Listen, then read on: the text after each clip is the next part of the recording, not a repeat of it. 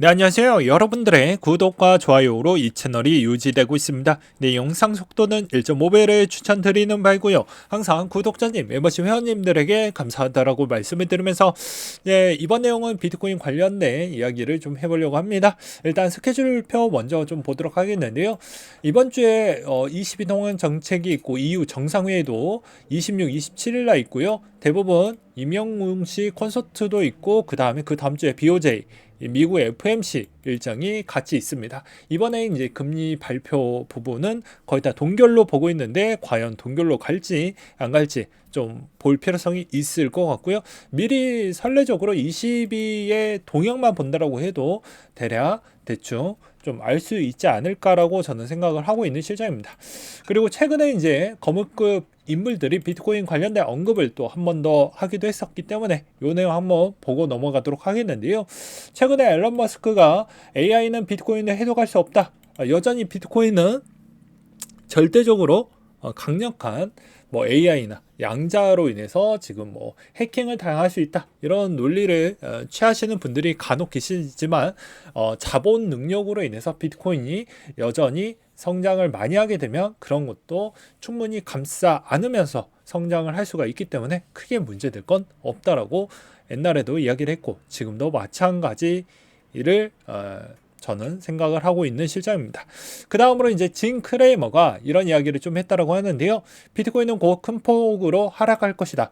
최근 동향의 진 크레이머는 여전히 반대 매매를 했었을 때 충분한 수익 패턴을 보여주었던 인물입니다. 그러니까 이번에도 마찬가지로 큰 폭으로 하락을 한다고 했지만 여전히 더 좋은 퍼포먼스를 보여주기도 했었죠. 비트코인은 여전히 더 많은 강세를 보여주기도 했습니다. 그래서 강세를 보여주고 있지만 반대로 이 강세에 따른 흐름은 저번에도 말씀해 드리기도 했지만 최근에 테더에 따른 자금 동향이 약간 좀 더 계속 들어오고 있는 실정이고 이게 들어왔던 자금은 어느 쪽에서 들어왔나라고 단순 좀 간단하게 본다라고 하면 아무래도 여기에서 최근에 좀 많이 올라왔던 그런 코인들이 대부분 많이 올랐잖아요. 이렇게 많이 올라왔던 쪽이 BTC 마켓에서 어느 정도 충족했던 나왔던 물량들이 이제 다시 비트코인으로 좀 바꾸고 일부 자금은 스테이블 코인 쪽으로 좀 가서 그게 충족 부분을 좀 메꿔준 거 아니냐.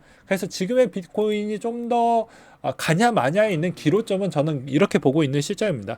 이게 올라갔다라는 의미는 최근에 알트코인들의 펌핑으로 인해서 수익을 보았던 사람들이 비트코인으로 바꾸었던 측면도 없지 않아 있을 것 같고요. 그 다음으로 또 볼 수 있는 거는 아무래도 여기에서 추가적으로 그 돈 말고 이제 나머지 마켓에서도 또 수익을 봤던 사람들이 오히려 비트코인에 또 들어왔다 이렇게도 또 해석이 가능하지 않겠습니까? 그래서 지금에 있는 상황에서는 여전히 기존에 있었던 제가 저번에 말씀드렸던 그런 코인들을 제외한 나머지 쪽은 그렇게 썩 좋은 패턴이 앞으로도 조금은 조심하면서 확인하면서 투자해도 늦지 않는다 라고 말씀을 드리고 싶습니다. 그 다음으로는 여전히 도미넌스는 이제 51%를 넘어서 52%를 보여주고 있는 실정이고요. 그리고 지금의 상황도 보게 되면 이런 이야기가 좀 나오고 있습니다. 온체인상의 비트코인을 본다라고 하면 비트코인 손바뀜 발생 이미 알고 있었다. 올해 초부터 개인적인 온체인 분석을 봐왔던 분들은 아마 알고 있을 것이다. 항상 사람들은 뒤늦게 후회를 많이 한다. 그때 바닥이었는데 올해 초도 똑같이 말했다. 지금이 그때라고요. 그러니까 이건 제가 작성한 게 아니죠. 네, 지금이 완벽한 바닥이라는 확신이 불가능하지만 확신할 때쯤에 대충 추세의 기반이 나왔을 때라도 걸쳐놔야 되는데 사람들이 이제 또 올라갈 때 되면 또 조급해지고 내려가면 또 손이 안 가고 그러하기 때문에 대부분 자기의 기준점이 명확해야 된다라고 제가 매번 이야기를 했지만 이런 이야기 할 때마다 사람들은 듣기를 싫어하죠. 그건 어쩔 수 없는 것 같습니다. 자기 돈은 자기가 불리는 거고 자기가 키우는 거고 자기가 잘못 키우다 보면 잃을 수도 있는 것입니다.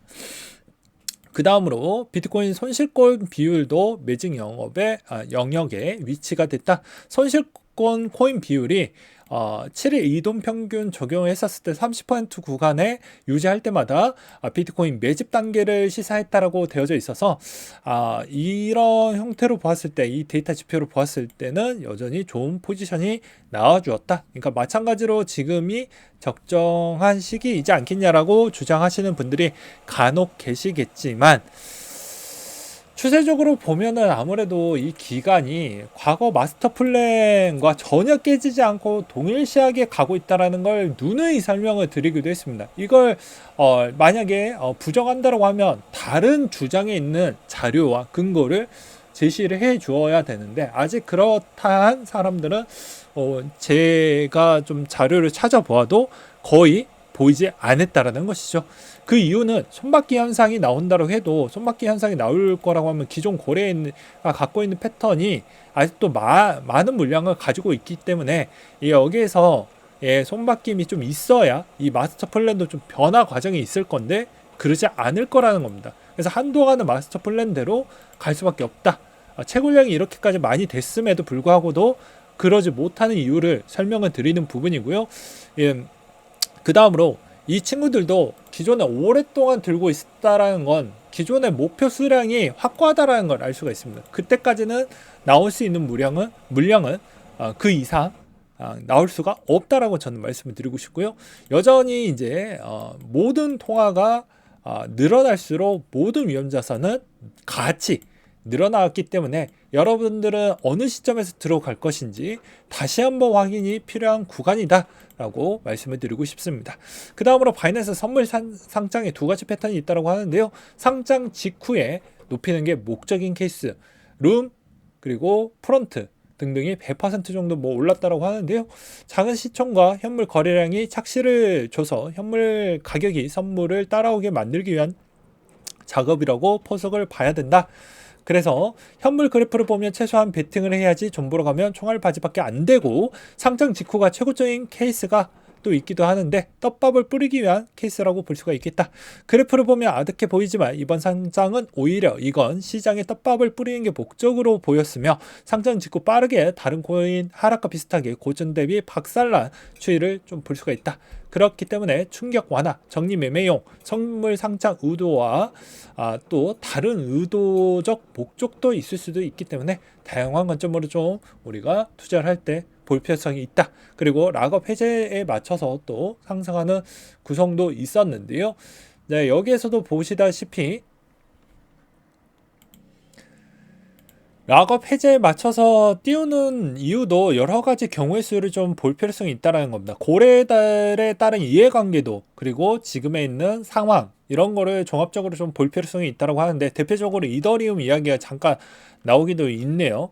여기서도 이제 중국과의 관계를 그냥 1차원적으로 이분법적으로 끊어내면 되지 않냐, 이렇게 쉬운 관계가 아니죠. 사람의 관계도 그렇게 뗄라 뗄 수 없는 관계들이 많이 있습니다. 같은 부서에 내가 보기 싫은 사람이 있다고 해도 그 사람하고 일 안 하고 싶다라고 해도 안 할 수가 없죠. 같은 부서라서 매번 볼 수밖에 없는 상황처럼, 이런 투자건이나 이제 관계들을 본다라고 했었을 때 또 이더리움에 중국계 자본이 있다라는 걸 어떻게 보면 우리가 딱 성 긋듯이 딱 정리를 하는 순간 또 많은 물량이 나올 것이기 때문에 여러 가지 측면을 좀 고려를 하면서 볼 필요성이 있다라는 이야기로도 들리기도 했습니다. 그러니까 즉 이런 첫 번째, 두 번째, 세 번째 유형은 거의 다 이더뿐만 아니고 다른 측면으로도 다 동일시하게 좀 비스듬하게 다 맞춰서 흘러갈 수가 있기 때문에 이런 걸 좀 보시고요.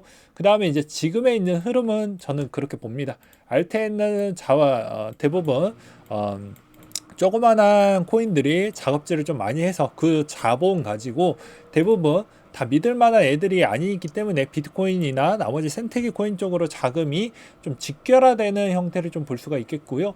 디파이도 여전히 힘은 약세이기 때문에 좀 자금이 좀 많이 흘러가기에는 좀 어려운 부분이 있다. 오히려 상대적으로 이제 규모가 있는 쪽이 좀 더 잘 가는 형태이기 때문에 그런 쪽을 좀 많이 밀어주시고, 아니면 기존에서도 매번 설명을 했듯이 예를 들어서 비트코인 캐시를 이야기를 했었을 때도 평균 단가가 과거의 평균 단가 추이를 보았을 때 몇 년 동안 여기에서 30만 원 구간대에 계속 많이 머물렀을 경우 비슷한 코인들도 이렇게 행보 기간이 아주 지속적으로 머물렀었을 때는 평균 단가가 거의 30만 원 추이이기 때문에 여기 미치면 대부분 추세가 좀 바뀌었을 때도 이 30만 원 단가 밑으로 내려갔었을 때는 적극적으로 개입을 해서 사놓으면 더 좋은 결과가 나온다. 지금 당장에 있는 하루하루에 있는 수익률이 중요하시는 분들도 계시겠지만 그렇게 하다 보면 전체적인 1년 수익률 추이로 보았을 때는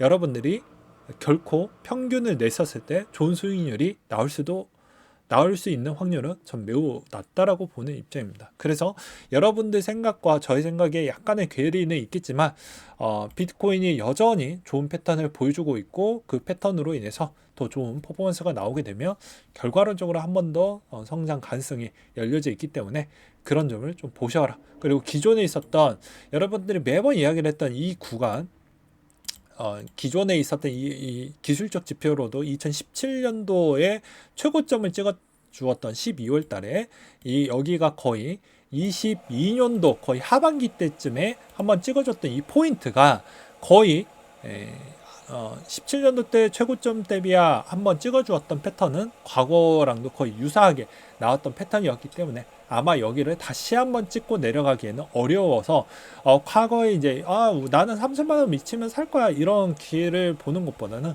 적절히 눌러주는 그 구간대를 잘 이용을 하셔가지고 사보는 전략도 나쁘진 않을 것 같습니다. 아무튼 올해 거의 2달밖에 안 남았고요.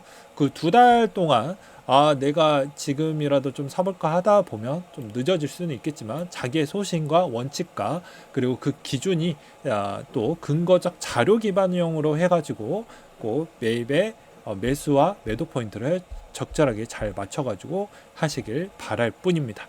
그리고 매번 이렇게 이제 다른 고래들이 많이 흔들 거예요. 거물급 인물들이 나와서 맞다 아니다라고 계속 하지만 이분들이 여러분들의 돈을 지켜주지 않습니다. 저도 마찬가지로 수많은 공부를 통해서 제 공부했던 걸 일부 공유를 드리는 거 아니겠습니까? 그걸 정리를 하고 믿고자 하시는 분들은 이제 같은 포지션으로 투자를 하는 거고 그렇지 않으신 분들은 다른 패턴으로 투자를 하시면 됩니다. 결과는 1년, 2년 뒤면 또 나오겠죠. 저는 요 정도까지만 이야기를 드리면서 내가 바보가 될 거냐 아닐 거냐는 지난 비트코인의 성장 동력을 본다라고 하면 이미 답은 나와져 있다라고 말씀을 드리고 싶고요.